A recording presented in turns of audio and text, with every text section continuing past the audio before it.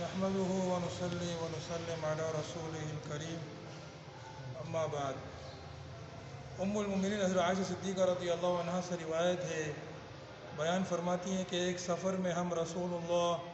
صلی اللہ علیہ وسلم کے ساتھ گئے، یہاں تک کہ جب ہم مقام بیدا یا ذات الجیش کے مقام پر تھے تو وہاں میرا ایک ہار ٹوٹ کر گر گیا، تو اس کو تلاش کرنے کے لیے آپ نے وہاں قیام فرما لیا اور آپ کے ساتھ جو لوگ تھے وہ بھی ٹھہر گئے، اور اس مقام پر پانی کا کوئی بندوبست نہیں تھا۔ تو کچھ لوگوں نے میرے والد ماجد ابوبکر صدیق رضی اللہ تعالی عنہ کے پاس جا کر کہا کہ آپ دیکھتے ہیں آپ کی صاحبزادی عائشہ رضی اللہ عنہا نے کیا کیا ہے۔ انہوں نے ہار گن کر کے رسول اللہ صلی اللہ علیہ وسلم اور آپ کے سب ساتھیوں کو یہاں پر ٹھہرا دیا، حالانکہ نہ یہاں پانی ہے اور نہ لشکر کے ساتھ پانی ہے۔ پس والد ماجد ابوبکر صدیق رضی اللہ تعالیٰ عنہ میرے پاس تشریف لائے،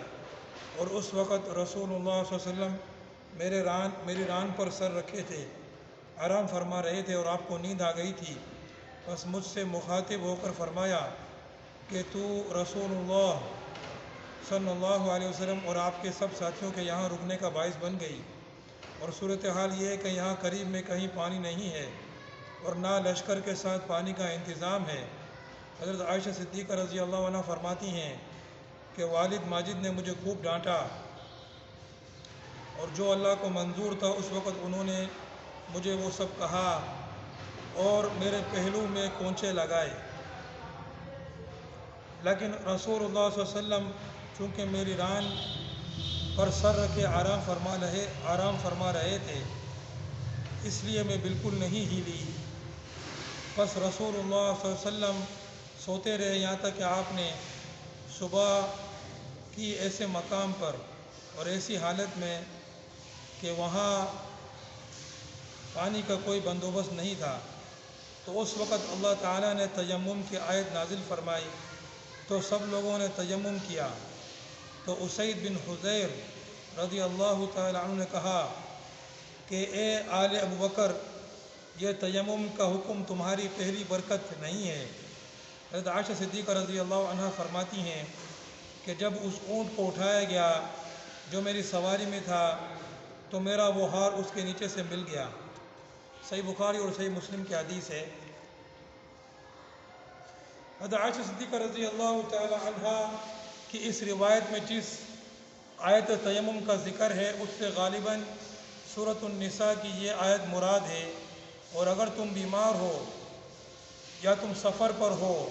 یا تم میں سے کوئی شخص استنجے سے آیا ہو یا تم نے بیویوں سے قربت کی ہو اور تم کو پانی نہ ملے تو تم پاک زمین سے تیمم کر لیا کرو۔ اب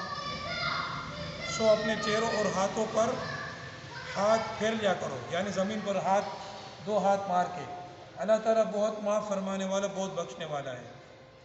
تیمم، بسا اوقات آدمی ایسی حالت اور کسی ایسی بیماری میں مبتلا ہوتا ہے کہ غسل یا وضو اس کے لیے نقصان دہ ہوتا ہے۔ کبھی آدمی ایسی جگہ پر ہوتا ہے جہاں پانی نہیں ملتا،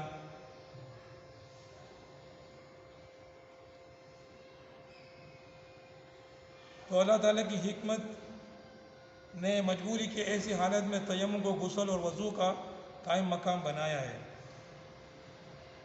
تیمم کرنے کا صحیح طریقہ، سب سے پہلے تیمم کی نیت کرے۔ تیمم کے اندر نیت فرض ہے کہ یا اللہ میں آپ کی رضا کے لیے تیمم کرتا ہوں۔ اس کے بعد بسم اللہ پڑھ کر دونوں ہاتھ مٹی یا پتھر پر مارے اور دونوں ہاتھ جاڑ کر پہلے اپنے چہرے پر پھیرے کہ بال برابر جگہ بھی ایسی نہ رہے جس پر ہاتھ نہ پھیرا ہو۔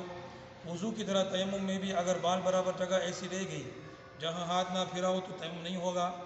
پھر دوبارہ دونوں ہاتھ مٹی یا پتھر پر مارے اور پہلے بائیں ہاتھ کو دائیں ہاتھ پر اور پھر دائیں ہاتھ کو بائیں طرف پھیر دے، اور اچھی طرح کوہنیوں تک ہاتھ پھیرے اور انگلیوں کے اندر بھی ہاتھ پھیرے تاکہ کوئی جگہ ہاتھ پھیرنے سے نہ رہ جائے۔ غسل اور وضو میں پانی استعمال ہوتا ہے، اللہ تعالیٰ نے مجبوری میں تیمم کا حکم دیا ہے۔ پوری زمین کے دو حصے ہیں، ایک حصہ پانی اور دوسرا حصہ مٹی پتھر۔ پانی اور مٹی میں خاص مناسبت ہے، نیز انسان کی ابتدا تخلیق بھی پانی اور مٹی سے ہی سے ہوئی ہے۔ علاوہ ازیں مٹی ہی ایسی چیز ہے جس کو انسان سمندر کے علاوہ ہر جگہ پا سکتا ہے، اور مٹی کو ہاتھ لگا کر منہ پھیرنے میں تذلل اور خاکساری کی بھی ایک شان ہوتی ہے،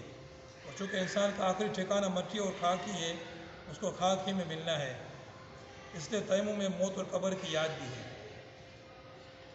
عائشہ صدیقہ رضی اللہ تعالیٰ عنہ کا ہار گم ہو جاتا ہے، اور یہاں پر نعوذ باللہ کہنے والے لوگ کہتے ہیں کہ نبی صلی اللہ علیہ وسلم کو غیب کا علم ہے، اور وہ ہر چیز کو دیکھتے ہیں، اور بلکہ تمام صحابہ کرام اور بزرگان سب کے بارے میں یہ عقیدہ ایک شرک عقیدہ، ایک کفر عقیدہ، جو کہ حالانکہ یہاں پر ہار گما ہے اور ہار اونٹ کے نیچے پڑا ہوا ہے، اور پورا لشکر جو ہے وہ رک گیا ہے اور اس ہار کی تلاش میں، اور پانی نہیں ہے وہاں پر، اور جو ہے پھر یہی جو ہے سبب بنتا ہے تیمم کی حکم نازل ہونے کا، کہ تیمم کا حکم نازل ہوتا ہے۔ اور ایک صحابی کہتے ہیں کہ یہ آپ کی پہلی برکت نہیں ہے، یعنی اے ابوبکر کی خاندان، یعنی آپ کے ساتھ جو معاملہ پیش آیا وہ تیمم کے حکم کا سبب بن گیا، یعنی آپ کی برکت ہے۔ دیکھیں کہ اللہ پاک نے تیمم کا، اور یہ پہلی برکت نہیں ہے، آپ کی برکتیں بہت ہیں۔ اللہ پاک جو ہے سمجھنے کی توفیق عطا فرمائے۔